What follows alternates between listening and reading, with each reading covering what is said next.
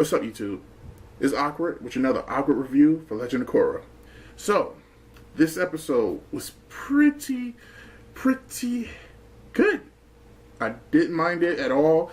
I must say the artwork, like the effects of the show, like the drawings, were so crisp and really well done. Like, this is one thing I'm gonna miss, especially about this show.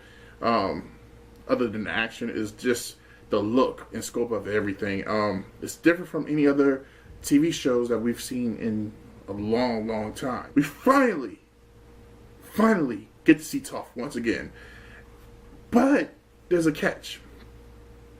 I mean, I was really hoping to really see her fight Kuvira, but we didn't get that. Well, before we get to that, we see Toph show up, out of the blue, and you see everyone is like, "Hey, Toph is here." Bolin is like surprised that, "Hey, you're my hero. I can't believe you're here." Toph has like a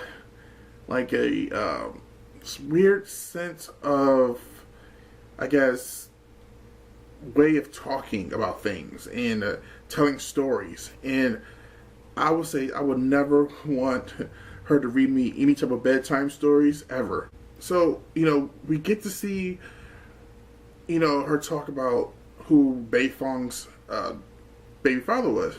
Beifong, apparently we know that Beifong doesn't really know who her father is. And that's one of the things that she's really upset with Toph about.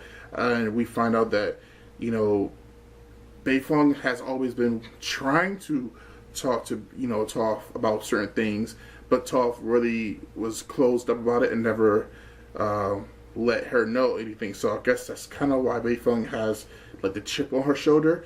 And I didn't know, but maybe I should have, but I didn't know that Beifong and her sister have different fathers. But it makes sense because they do kind of look separate, they do look different, and, the personalities is there.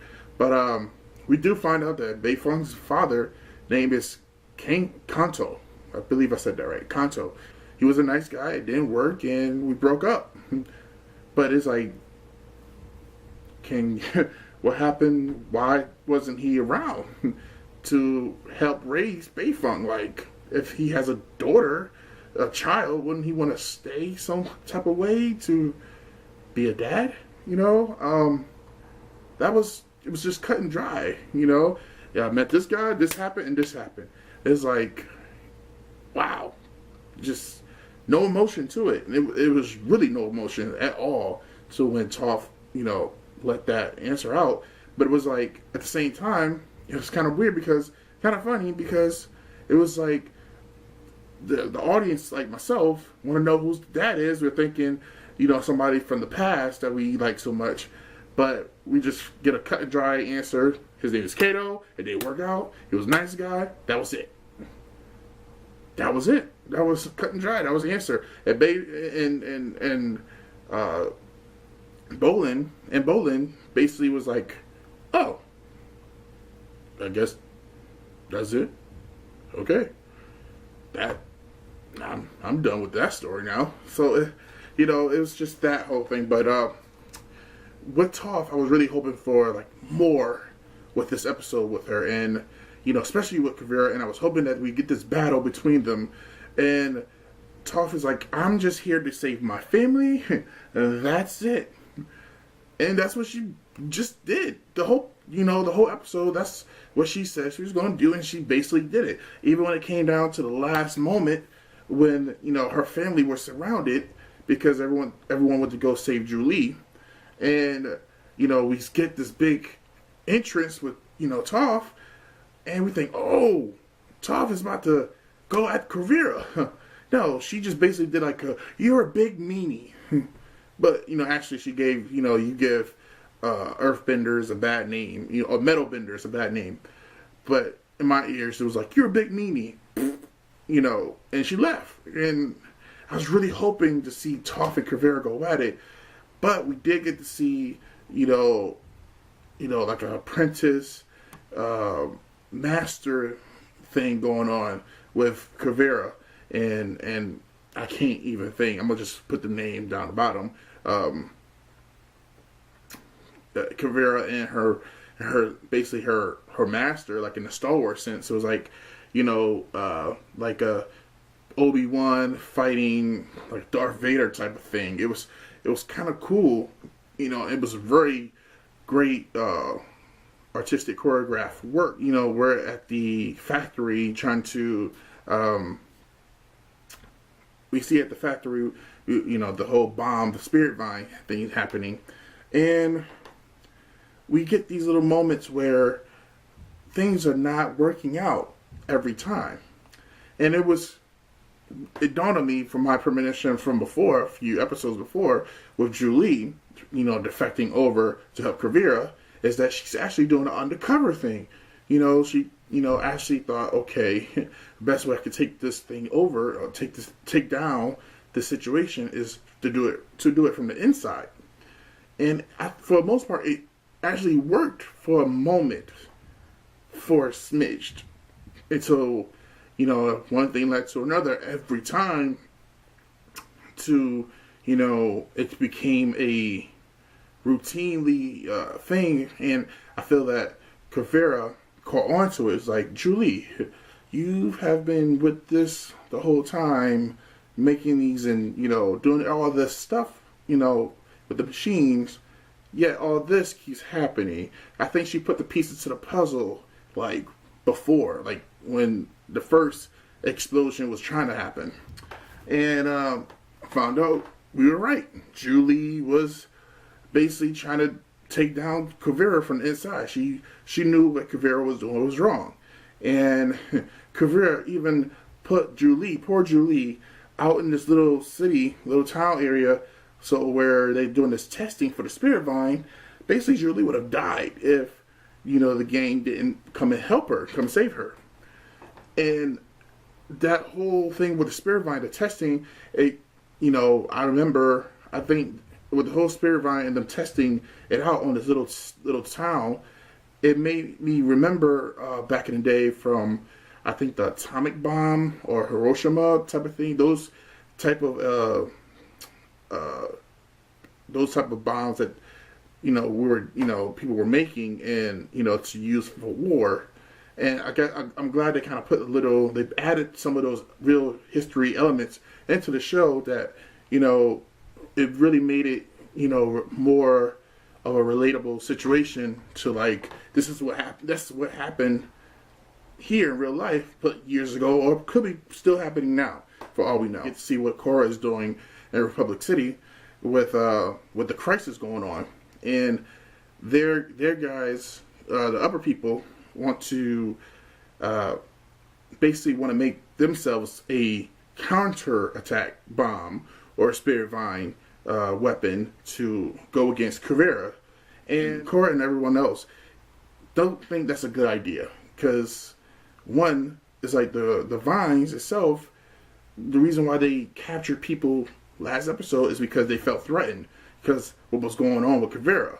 So you want us, who are the good guys, to do the same thing. The vines, the spirits, they're not going to mess with us anymore. We're actually doing what Kuvira's doing, and it's just to save our own selves. And that even was brought up when Korra went to go talk to the spirits, and the spirits said they don't want no parts of what's going on. Kuvira's already doing the worst to us right now, and you just want to do the same thing. You basically want the same thing to happen, but you want us to fight for you also, and we can't do that. They just say no, we're not helping you. Sorry. All in all, I can't wait to see what happens with this upcoming season, with the rest of the following episodes before everything's over with. Hopefully we get some more comics after this, just to see what happened with the progression with the characters like Bolin and Prince Wu. Since Toph showed up and everything, I was hoping that she would come back again. I mean, I guess that's still up in the air, but Toph, let it be known that, hey, my back hurt after just doing this little thing, and sometimes you just gotta let the kids handle everything. And I mean, I understand where she's coming from, but I was just hoping a little bit more. I was really hoping for a little more with Toph. Like she probably like maybe blew up something else or crushed something. I don't know. I was really hoping for a really cool Toph moment in this episode, and I feel like I didn't get it. I feel like I didn't get that moment. I mean, she did a couple of cool things, and like especially towards the end. But I was like, come on, all right, you're gonna do something else, right?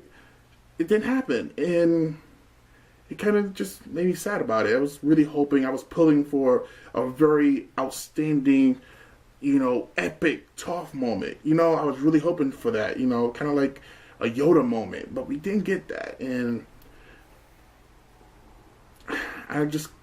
maybe she might show up for the following episodes, maybe to the finale. She might show up and blow something up. I don't know, because I feel like we're gonna need like a big moment where everybody needs to be present and doing something, like a big battle.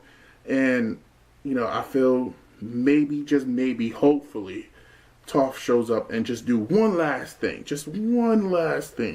to just the end all be all, to be like, damn, Toph did that. She killed it, because she did not kill it in this episode. I'm sorry. I was really hoping for more with Toph. But I really do hope Toph shows back up maybe on the last episode and do something. Maybe have like the old crew of the old Avatar gang show up. Not just Toph, but Zuko and everyone else, and just the last living remaining people just come and help out. Just a little bit. That's all I'm saying. But it was a good episode. Can't really complain too much besides the Toph situation. But yeah, I mean, who knows what's going to happen later? We just gotta see, and hopefully, I think next week will be the. I'm not sure. I think it's one episode after this. I guess after this episode coming up Friday, there's the last two, which is going to be, one or two, the finale together. So I can't wait for that. So remember, I make videos every Tuesday and Thursday. So like, comment, and share. And don't forget to subscribe. Okay, guys? Don't forget that. So, until then, see ya.